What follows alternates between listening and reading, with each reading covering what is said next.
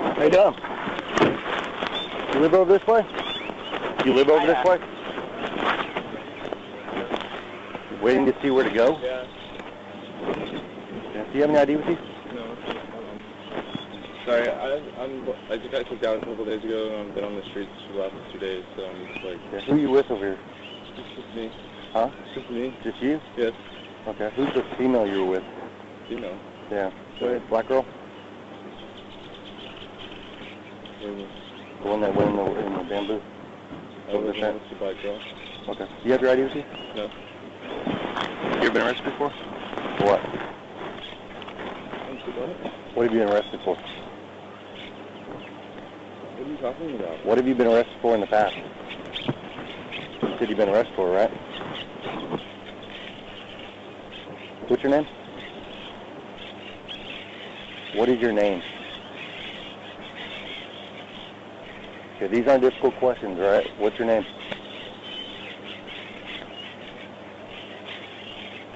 Are you not going to talk to me now? Do you have any weapons or anything on you? Problem here? Do you have any weapons or anything on you? What's the problem? Do you have any weapons on you? No, I don't have any weapons on me. Okay. Go ahead and drop that. Put that down. Put that down. Put it down. Please stop. Put it down. Why are you touching me right now? Listen to me. Stop. Why are you Stop. touching me? You need to stop. You're hurting my hand. Put your hands behind your back. Ow! You Put your hurting hands. my... Put your hands Stop! behind your back. Why? Put your hands behind your back. Put your hands behind your back. Put your hands behind your back.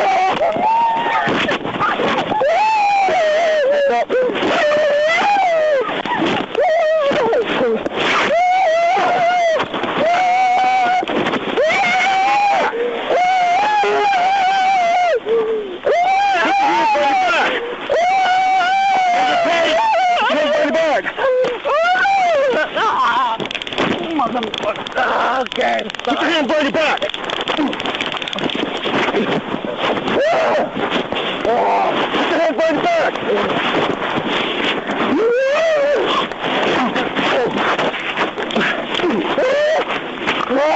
Let go of my feet.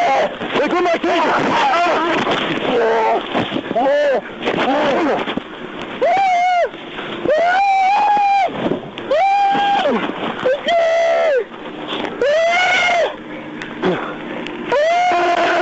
Now you want to put your hands behind your back.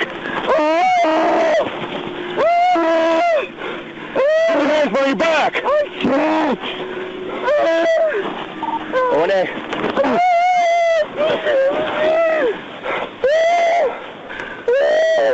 Put your hands behind your back.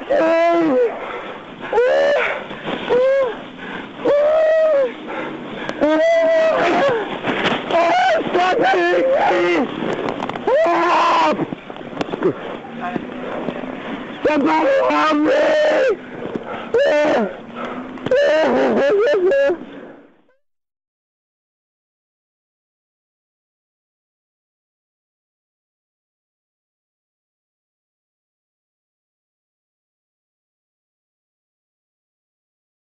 Isolated. Nearly 50% of mentally ill say police involvement makes a bad situation worse. One recurrent theme we hear, time after time here at the Free Thought Project, is that when police are involved in a mental health crisis, bad things happen. Now, there's a survey to validate our observations. Researchers sought to answer the question of whether or not police help or hinder the situation when they respond to a call of a mentally disturbed individual. The survey was conducted by the Phoenix Mayor's Commission on Disability Issues. The method employed was a survey. The sample for the survey was taken from those seeking mental health care. There were 244 individuals who were polled and self-reported having mental health issues seeking treatment in the Phoenix, Arizona metropolitan area. They were located in health clinics, residential programs, and some were homeless. Of those polled, a reported 51% had at least one encounter with police and 24% had 3 or more encounters with officers of the law. The results of the survey found that 45% of those who reported having been in contact with police said the encounter quickly deteriorated after police arrived. Only 30% said police helped at all. And just 19% said they helped a lot. Only 6% of those polled said police had no effect at all. The statistics can be interpreted in many different ways. Principally, it could indicate Phoenix finest need a lot of help and training in dealing with mentally ill citizens.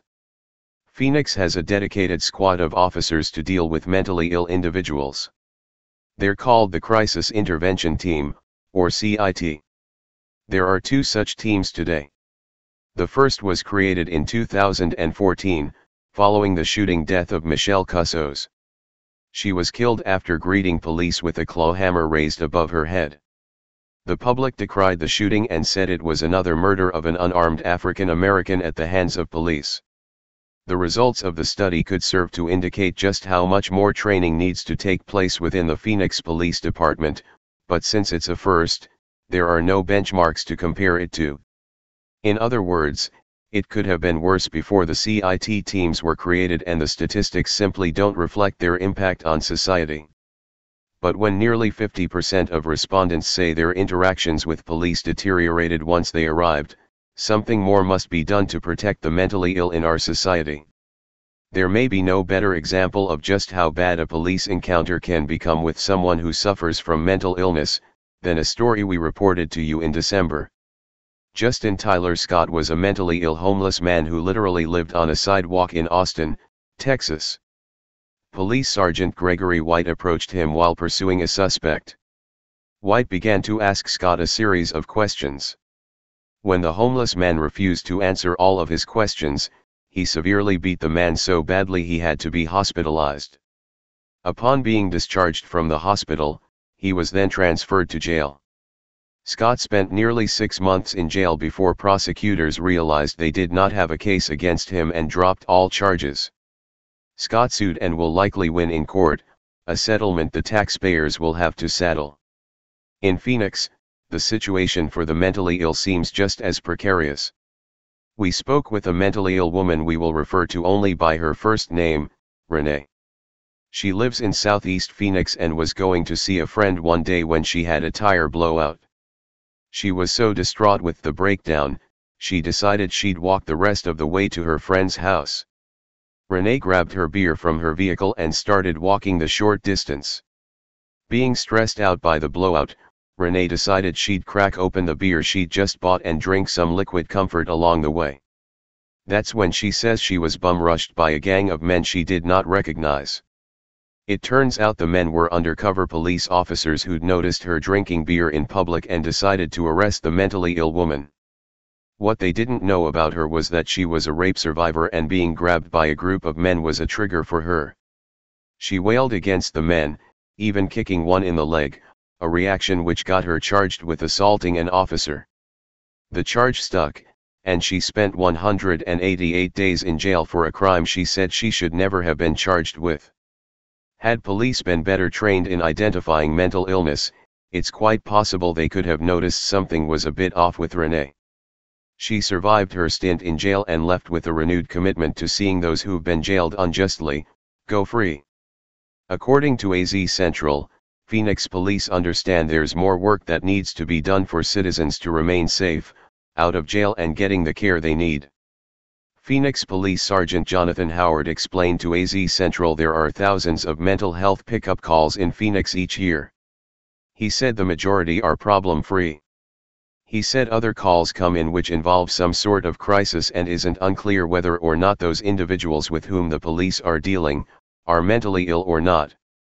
So while we do have 2 squads of certified crisis intervention trained officers, we still have thousands of officers responding to calls for service every day, working with people in crisis for a variety of reasons, he said, adding there are an additional 500 Phoenix officers trained in the same crisis intervention techniques as the 2 dedicated squads.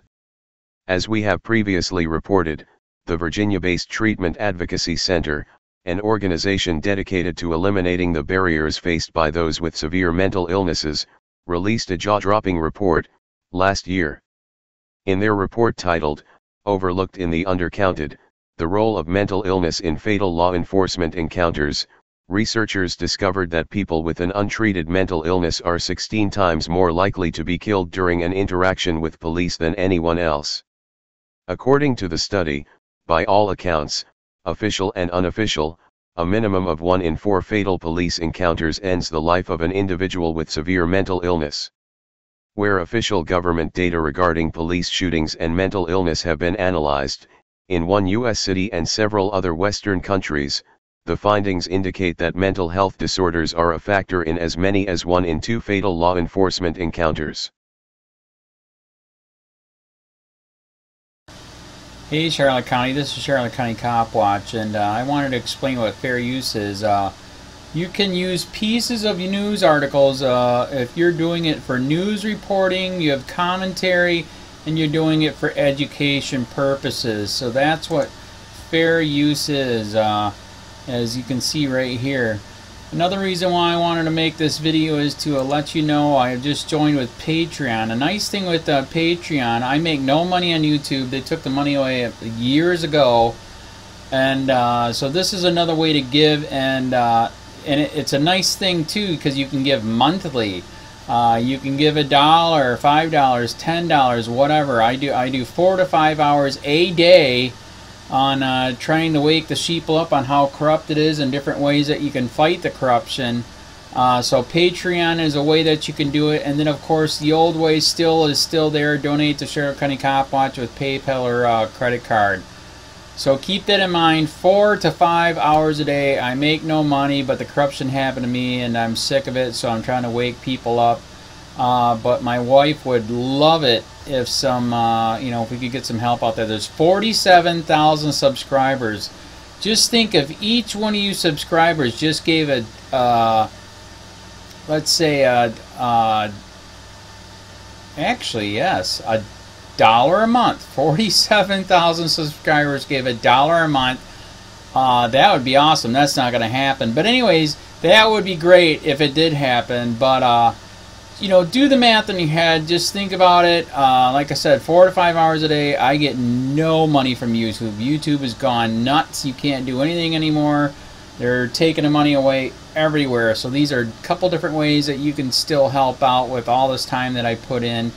And as you know, I'm in a special situation where at least I can do it. 4 to 5 hours a day. We have a cleaning company during the day. That's what allows me to do this, and we're debt free. So this is my hobby. I don't go fishing and all that other crap. I try to save the world.